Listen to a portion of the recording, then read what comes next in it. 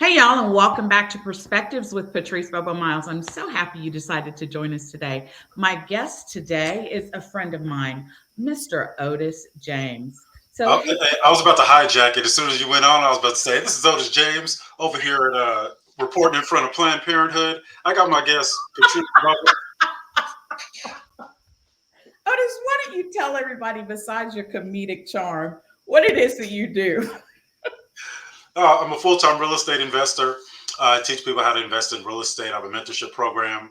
I own property in multiple states: California, different cities in Texas, Missouri, South Carolina, Georgia, Michigan. I'm part of a couple development projects, one in Kansas City. We're consulting on some development projects in Africa. I was a mortgage broker for 10 years, licensed real estate broker in California, Georgia. I'm working on a couple of special projects, transitional housing projects. I'm licensed in insurance, so I think it lapsed. I got to do my continuing education. So I think I was licensed in insurance.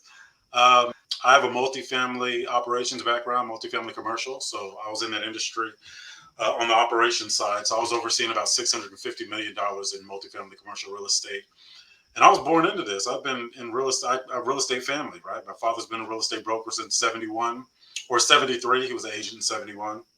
So my sister's a real estate broker, uncle's real estate broker, cousin's real estate broker. So it's just, I was going to real estate meetings at 3 years old. So this is just my entire life has been real estate. So that's it in a nutshell. So, it's real estate, real estate, real estate for you, huh? Absolutely. I mean, stocks and some other things. As an investor, you just look for, you have an investing mindset. Real estate is kind of my bread and butter, right? But I venture off into other things. Like I think, as far as my approach to wealth, it's three pronged, right? Real estate, stocks, life insurance, and, incorporating those things in infinite banking strategies and all that stuff. It's just thinking like an investor. So real estate is what I know, right? It's in my DNA. But I'm always learning and venturing out into other stuff too. So I keep it excited. So, you were in meetings at 3 years old. Did you immediately fall into what is this real estate career, this level of success, this level of wealth building? What was your journey like? I was hell no. I was my dad. I was a real estate professional, right? So I'm still a licensed real estate broker, but I don't represent buyers. I don't do open. I don't do any of that unless it's for a special client. Um, and being yeah, it takes a certain mindset, right? Like I want my check there every 2 weeks. So when I was coming up, I was like, "Oh, I'm gonna get me a job at the grocery store because they pay us $6.75 an hour, so I can get some outfits with that." Like that Right. was where, Your age, it's 6.75 an hour, but go ahead. and that was good, right? Minimum wage was 4.75, right? So and I joined the military. I came out and was working for a telecom industry for about 3 or 4 years, and it was decent income, but just trading your time for money. There's only so much time, so I had stuff I wanted to do, like go see the world and do all like. There's a whole nother life out there, but that's not. We're not privy to all of that information because we're conditioned to be good employees, right? We go to school. That's training to be a good employee, right? It's not to be an entrepreneur. So there was just too much. It took me a while to get into it. But what my dad used to do, he used to leave them checks out, right? So on his desk. So I think the biggest check I ever saw, and this is what catapulted me into real estate. So I was working for the telecom company, and one person, I was there for 2 years. Somebody came in and they said, "Well, we'll give you." They're downsizing. "We'll give you $25,000 plus 2 weeks pay for every year that you've been there." That was more money than I ever seen at one time in my life. So I was like, "Man, I'm out. No job, no nothing, no prospects, no nothing, right? But I'm getting this money." So 6 months later, I'm broke, right? Because I did what any responsible person with any financial literacy would do. I bought a car and rims and put TVs in the headrest, right? TVs in the back headrest, paying 18% interest, Oh, right? So, uh-huh. so I got back into the multifamily industry, became a notary, started a notary company, got licensed in 2002. And it's just been me in real estate ever since. Went back into the multifamily industry after this real estate market tanked in '08. Rose my way through the ranks, and I exited at the regional level. And now Started another company that was using an outsourcing business model that wasn't even real estate related. But again, we're thinking like an investor, right? That generated 7 figures. Took money from that, parlayed it into something else, and it was just investor, investor, investor. So it was a long journey, a tough, dark journey, journey at times. So But where do you find it in yourself? Because what I do know is that it takes a great deal of patience, and you win some and you lose some, and you win big and you lose big yeah, often. So when you're sitting on the loss side of things, and it's a big loss, whether it's poor decisions, poor choices you've made, whether it's just investing in something and something just goes south, because occasionally that does happen. yeah. So, How do you pick yourself up? so How do you pick yourself up?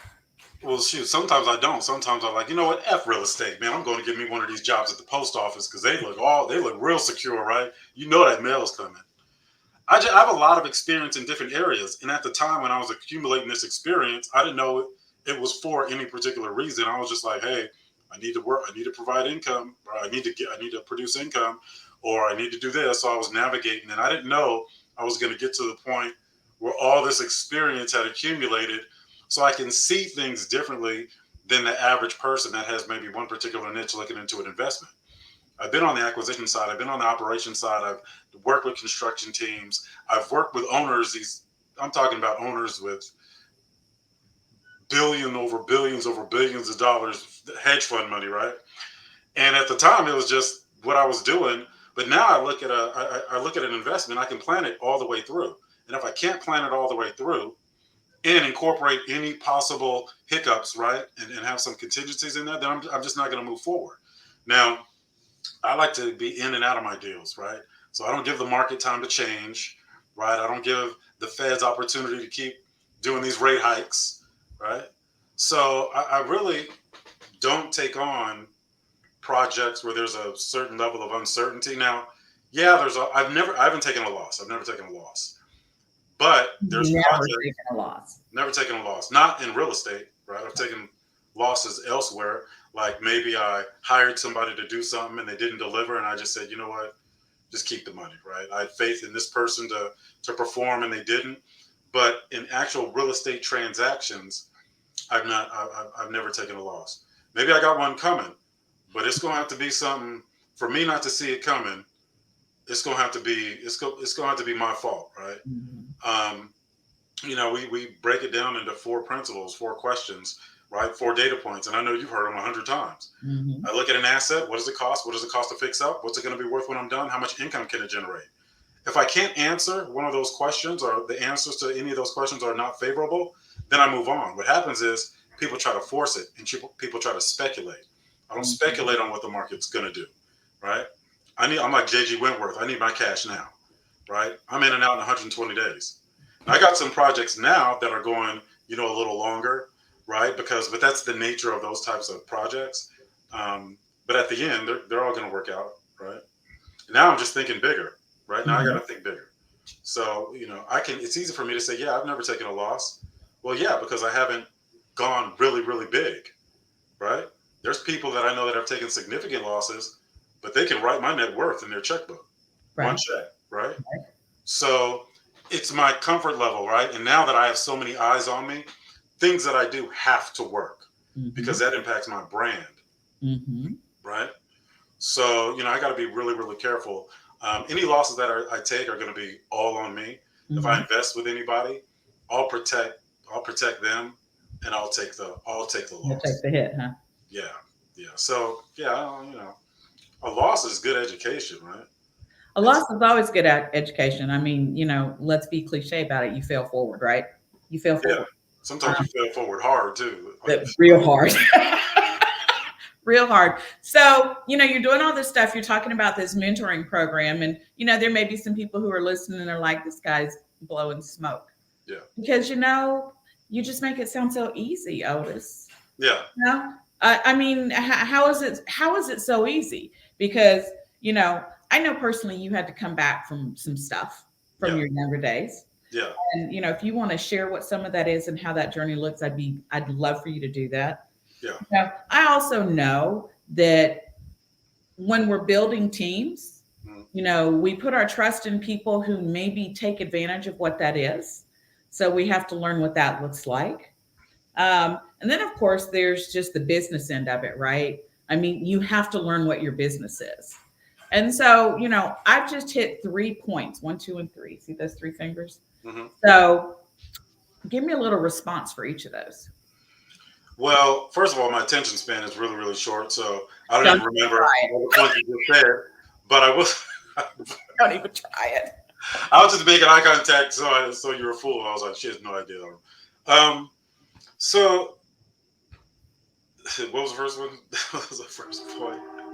I said that I know that you've had some challenges early on in Oh, life. got it, got it. And So I know you overcame some big stuff. And I talk a lot about everybody. I'm a firm believer in everybody's allowed to um, have their own point of view, yeah, to have their own experiences, and it's really not for somebody else to determine whether or not it's right or wrong, they're good or bad, yeah, or because we all have our different points of view. And so I'm just trying to, I think everybody's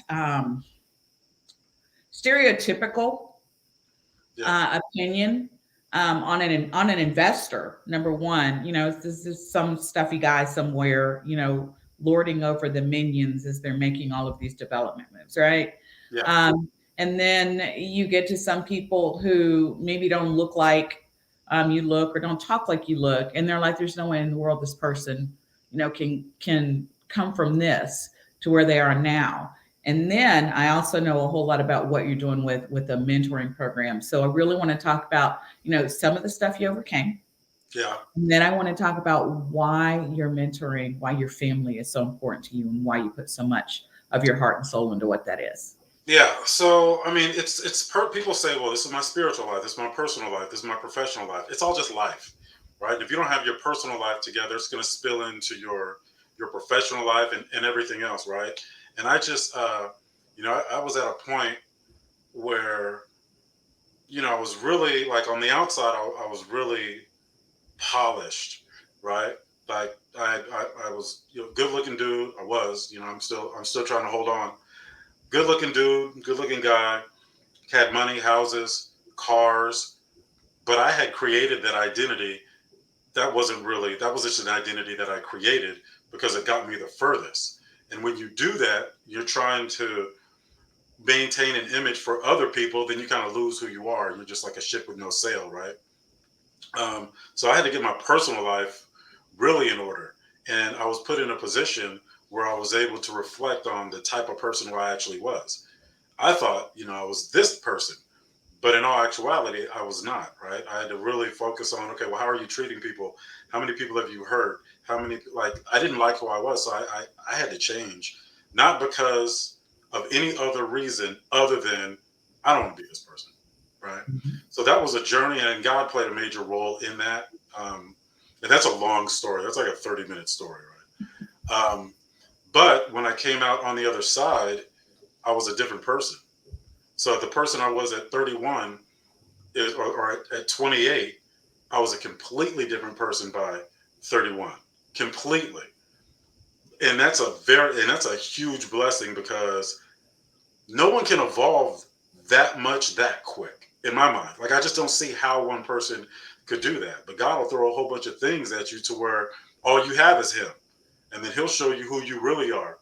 Right. And then once you see that, then it makes you want to change from the inside. You mentioned something earlier. Now, what if somebody's saying, "Hey, this guy may just be blowing smoke"? Right?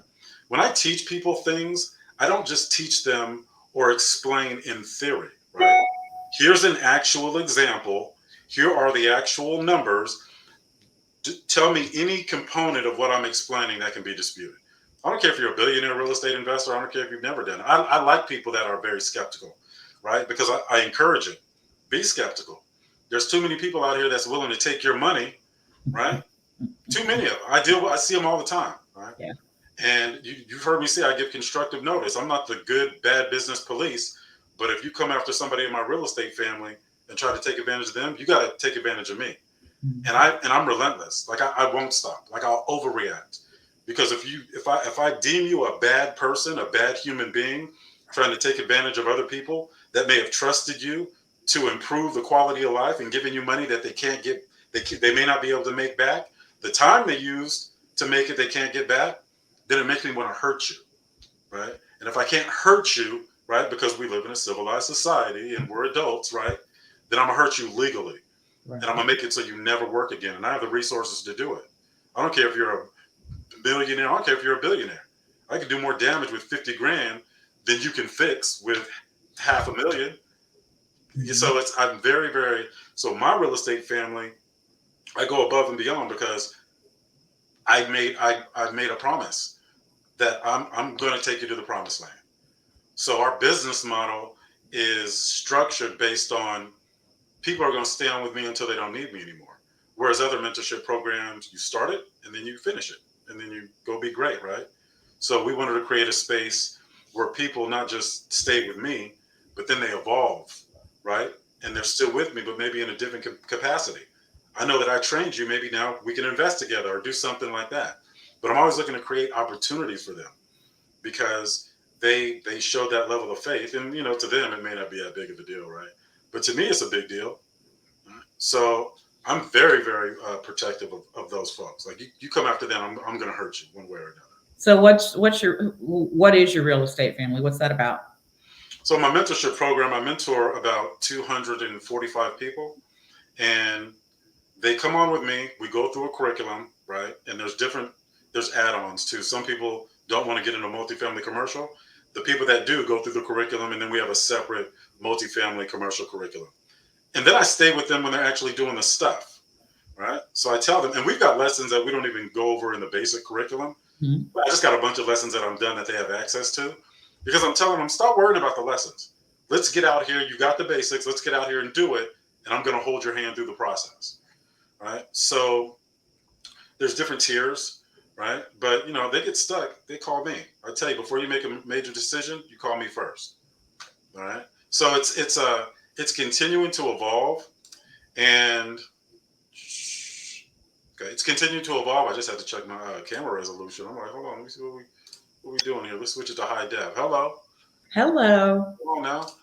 It's continuing to evolve, and we're really trying to be perfect, and we're always putting money into improving the end user experience. Mm-hmm. Now, I also use my real estate investing. I'm a real estate investor first because I never want to be in a position where they say, oh, he's just making his money teaching it, right? Right. People who can't do teach. That's what they say. So I'm investing continuously, right? And I supplement the program with that so I don't have to raise prices and things like that. So we're always thinking about the people in it and trying to add value to the people that are in it. Yeah, I take that really, really serious. And you can ask them, right? They'll give you feedback. They'll give you honest feedback. And they'll tell you if Otis, and I encourage them to, if I'm not holding up my end of the deal or there's something that we can fix, something that's not working, you tell me, we'll fix it. Don't pay for any education outside of my program. You want to learn something in real estate? Right. You come to me. If we don't cover it, I'll create a lesson and I'll teach it to you because that's what you do for your family. Then they're going to go out and they're going to teach people. And they're going to teach people and they're going to bring that to their families and expand. And eventually the landscape is going to change, right? Mm-hmm. So I could talk 5 hours about that. But yes, you can talk 5 hours at any given point in time because I've heard you do it. I know. So as you're building this team, how long have some of the people on your team been with you? Kids, James Lewis. Mm-hmm. We met when I was 11 years old. Dimitri Mills. We met when I was teenagers, right? And everything just fell into place because they're both experts in their respective fields. Mm-hmm. And us there's just a synergy there that just works, right? Mm-hmm. And I'm very careful about bringing in other trainers mm-hmm. because you've got to have a certain level of integrity. You don't have to be a saint, but you've got to be able to take care of the people that I'm entrusting you with, right? So I think we're going on 2 years now. We're bringing in our first trainer to train on a little bit of what we do, right? Really? Colorado Paul, yeah. You bring Colorado Paul in? Yeah. And he just operates with a certain level of integrity, mm-hmm. and he does business the way that I think business should be done. So yeah. So we're moving. It's happening. So, how many of your mentees have actually gotten into um, some good investment opportunities, or kind of working through deals? Got an Oh, idea? Ron. James always goes. We always go back and forth because I don't track that. James pays more attention to that than I do. But we Uh-huh. have people that have done deals and they're not even done with the curriculum yet. And there's people that have been in our program for 9 months that haven't done a deal yet. And Hmm. the reason why James and I keep going back and forth is because we don't gauge you getting your first deal Hmm. as your first success. Right. Your first success is when you can show me how to avoid a bad deal. Right. Because some people haven't gotten their first deal because all the deals they've reviewed are bad deals. But it's because the education that they have that they can determine whether it's a good deal or a bad deal. No one's going to lose everything because they miss out on a good deal. Right. You will land in bankruptcy not being able to avoid a bad deal. True Right? statement. True statement. And people's lives, people's circumstances are different. Some people live at home with their parents. They got a little more time. Some people are single moms with kids trying to live, to live in check to check and trying to, so I have to create, a space for them so that they can be successful.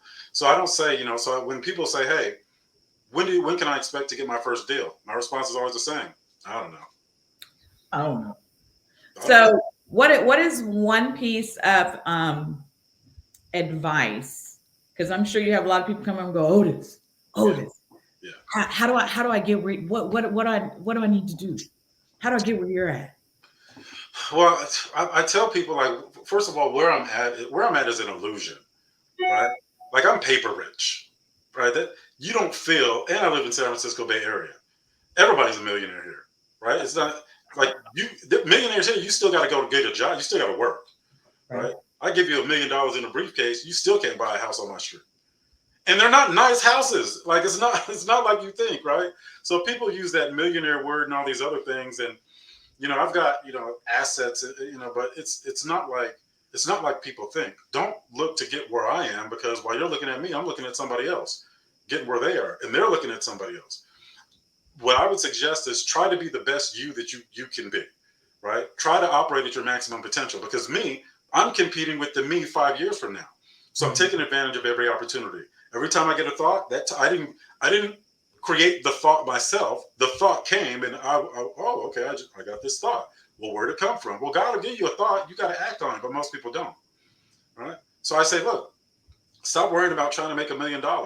Try to generate $50,000. Understand that you can have an outstanding quality of life making $80,000 a year, right?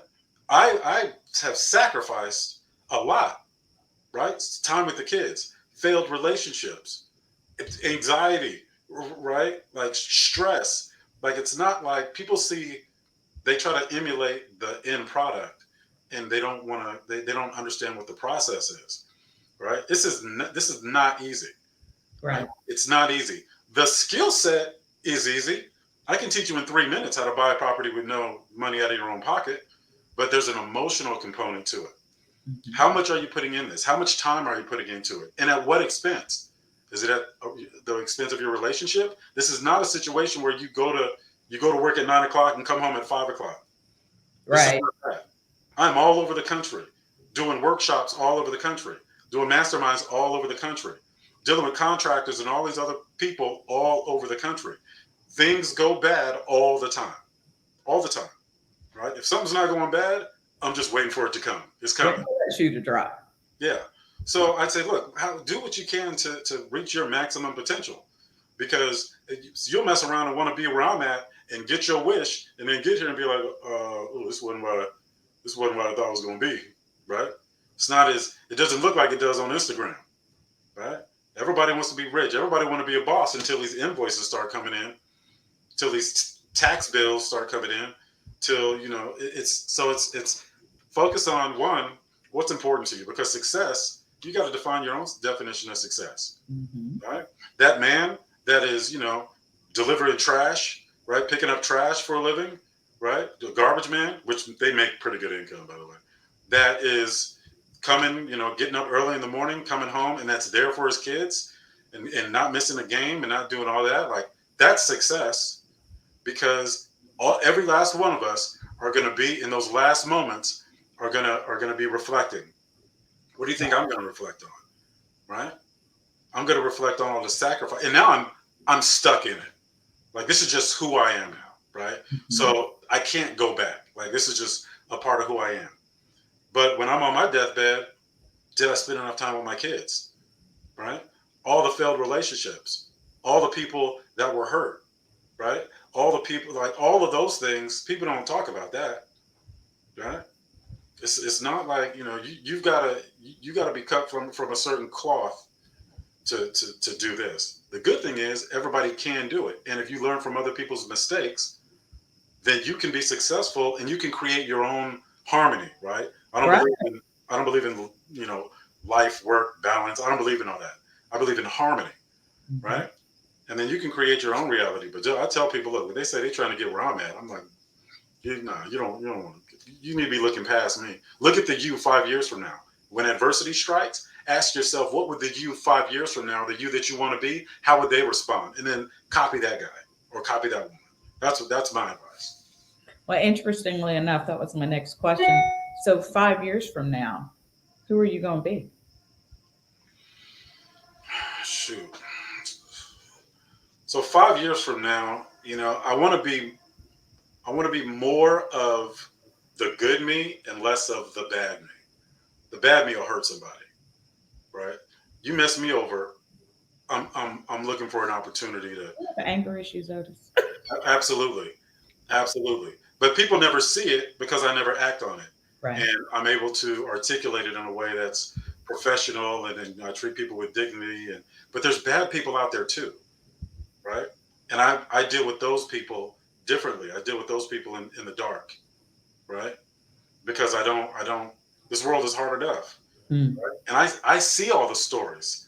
I see the woman that's living in a hotel with her kids that is just trying to survive. I see the man that's on the verge of being homeless, sleeping in his car, just trying to survive. I see, all of these different things happening, and I know because these are people that I help. Right? You know me, I give a lot. Mhm. Right? And I don't do it through a nonprofit. I don't do. I do it with people that can't help me. They're never going to be able to pay me back. They're not going to be able to. Most of them I won't even remember after the fact. Right? So I see those stories. So if I see somebody taking advantage of people like that, I want to hurt those people. And that's probably, maybe I shouldn't take it so seriously, right? That's just the nature of the world we live in. But that's also one of the things that gives me the drive to go beyond for people in my real estate family because I want to make sure people are taken care of. They trusted me. The time that that I just said, the time that they spent to come up with those resources, it's gone. We all only have so many minutes. They gave some to me, so I got to take them to the promised land or die trying. Mhm. So it's so. Do I have an anger problem? Yeah, yeah, I do. I have a significant anger problem, like significant. But I'm not a slave to it, and I don't allow it to have control over me. It's focused and it's targeted, and it's usually delivered through an administrative process. People get some paperwork on their door. So, what is the biggest Otis personality trait? And I'm going to make you take anger out of it. When did Otis learn to trust Otis? Um, uh, that's a good question. When did Otis learn to trust Otis? Otis still don't trust Otis. I trust the numbers though. Right? I think my best personality trait is I can tune a lot of stuff out. Right? I think now I can tune a lot of stuff. I can tune a lot of the noise out. Like I don't believe, it's just I see the world for what it really is. And you know, on the flip side of we joke and say I have anger issues. On the flip side of that, I'm very nonchalant and very accustomed to bad things happening. So I don't let it get me up or down. I'm just kind of even kill. Right. And I would say, I'm hardly ever serious. Right. I'm hardly ever serious. And and I think giving is more advantageous for me than it is to the people that I'm giving to, right? Because you want to be successful, learn how to forgive, learn how to give. Forgive, give. Forgive, give. You can master those two things, you'll never be broke.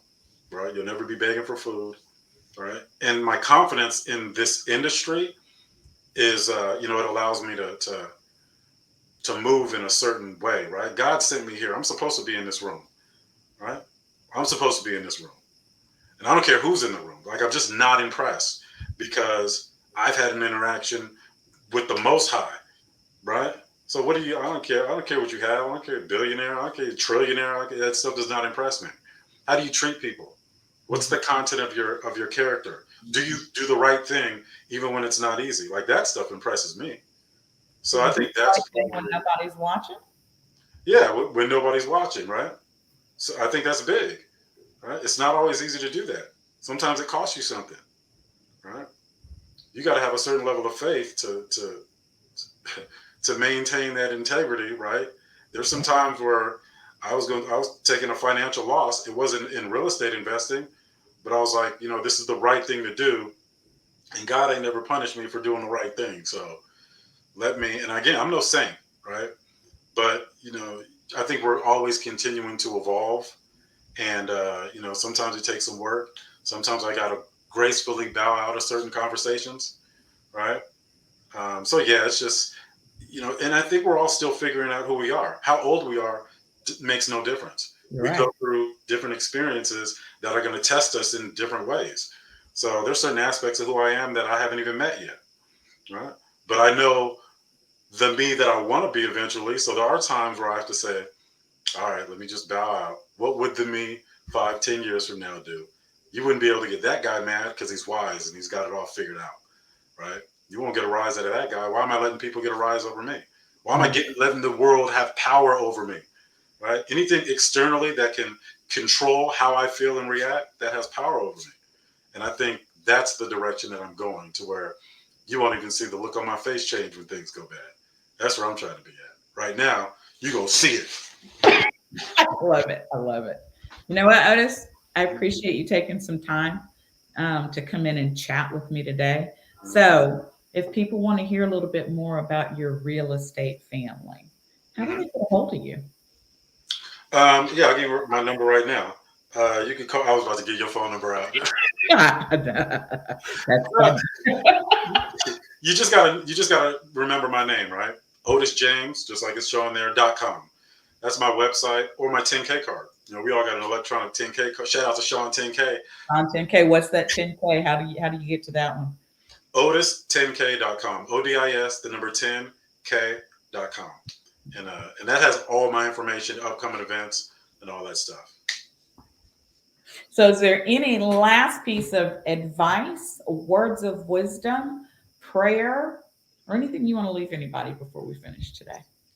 Yeah, when you approach a situation or circumstance, it's really easy to want to give up, right? People are in tough situations, and it's easy to just, it's really easy to give up. And we use the example today. If you had a child and you were out in the middle of the ocean on a boat and it sank, at what point would you stop swimming? And most people say never. I'm gonna swim until I'm dead and I can't swim anymore. You need to approach life the same way. Things aren't going to work out. Keep going. Stop giving yourself a contingency plan. No, I'm gonna do this or I'm gonna die trying, which may seem extreme, but that mentality is going to turn you into the person that you need to be able to even receive the blessings that God has for you. Right? So do it or die trying. And if you want to give up or you want to convince other people to give up, get out the way. Let the rest of us come through. That's what I say. Well, y'all heard it here. You heard it here first. So, this again, I thank you for taking a little bit of time out of your day to come and sit and just chat with me. Yeah. And you guys know how to get a hold of Mr. Otis James. It is Otis James at otisjames.com. Nope. Otis. Oh no. Info@otisjames.com if you're gonna email me. But otisjames.com is my website. www. Otisjames.com. See, y'all, there's a reason I have to ask more than once. So ODIS JAMES. dot .com. com Or otis10k.com. or otis10k.com. Yeah. All right. I appreciate you being here. I hope everybody has gleaned something. I know anytime I get a chance to talk to you, I learn a little bit more about you every time. So I always appreciate the opportunity. All right, Amen. guys. I hope you are back for our next perspectives. And I appreciate you stopping in and spending some time with us today. So for now, we're out.